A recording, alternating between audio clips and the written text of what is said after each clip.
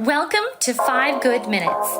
You're listening to today's inspirational message on the book of Daniel With Dan Irvin.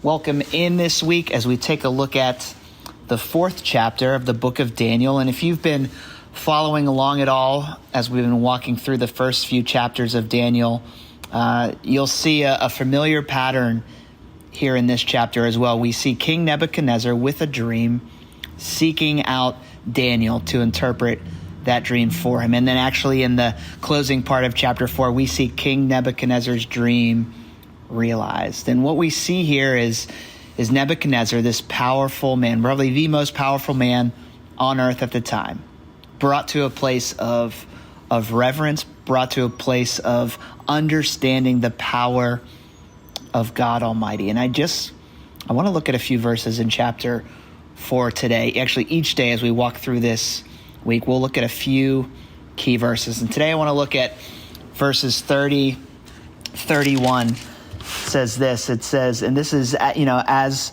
the dream is being fulfilled that Nebuchadnezzar has, he said, he's standing on top of his rooftop in Babylon. He's looking out over everything he has, and he says, "Is not this the great Babylon that I have built as the royal residence by my mighty power and for the glory of my majesty?" And in verse 31, it says, "Even as the words were on his lips, a voice came from heaven. This is what is decreed for you, King Nebuchadnezzar. Your royal authority will be taken from you." So Nebuchadnezzar, he's standing out on his palace, looking over all that he has.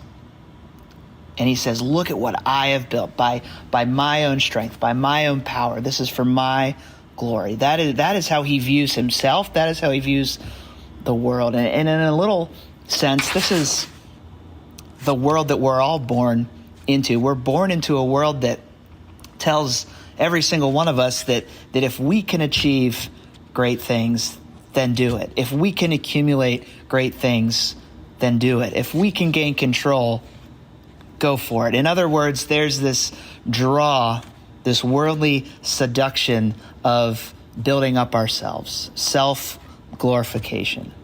It's a form of blindness. It's a form of spiritual blindness, of truly not understanding who we are in relation to God Almighty, thinking that our own image, our own success, our own accomplishments is what matters. And this is fragile, and we see that here with Nebuchadnezzar when he says, "My mighty power, by my mighty power." This is his way of saying, I'm building my brand. I'm creating my own destiny. That is a movement that we applaud in business today, in culture today, to build our kingdom.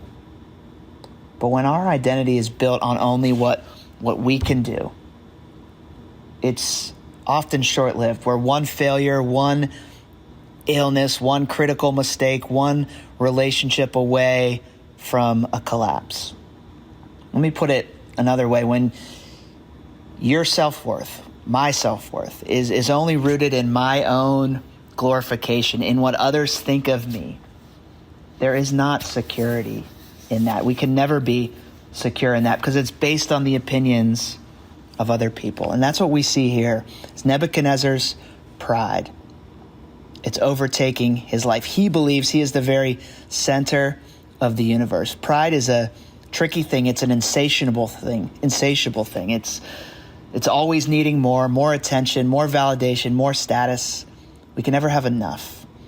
There's actually, as we've seen in the book of Daniel, there's connections to the book of Revelation. We see in Revelation chapter 17, Babylon showing up again, not just as a city, but as a symbol. And Babylon is pictured as a seductive woman dressed in purple and gold and holding a golden cup that's filled with temptations. It's just this striking imagery that the author of Revelation, John, uses and saying this is what it looks like when your pride is fully grown. What does this mean for us today? Well, I think it means if we can honestly step back, if we can look at our lives, we can ask ourselves honest questions saying, am I saying, look at what I've built? Am I saying, look at my career, look at my image, look at my family? check out my social media and see how well I'm doing. Is that what I'm trying to build? Because if we are, we'll ultimately be let down by that. It's fragile in that sense. And here's the good news of the gospel today, that there's a better glory, a more lasting glory, a glory that's not built by human hands, but revealed in the person of Jesus. Jesus didn't climb a throne to make his name great. He laid his glory down to lift up us. He didn't build a palace. He went to a cross. He didn't say, look at me, though he had every right to. Oftentimes after he performed a healing or a miracle, he withdrew. He spent time alone in a quiet place with his Father. So if you're tired of carrying the weight of maybe your identity, if you're weary, running a race, trying to prove yourself, come to Jesus, the one who already knows who you are, who loves you, who embraces you, and invites you into a glory that is not yours and will last far longer than yours ever will, by grace, the glory of God.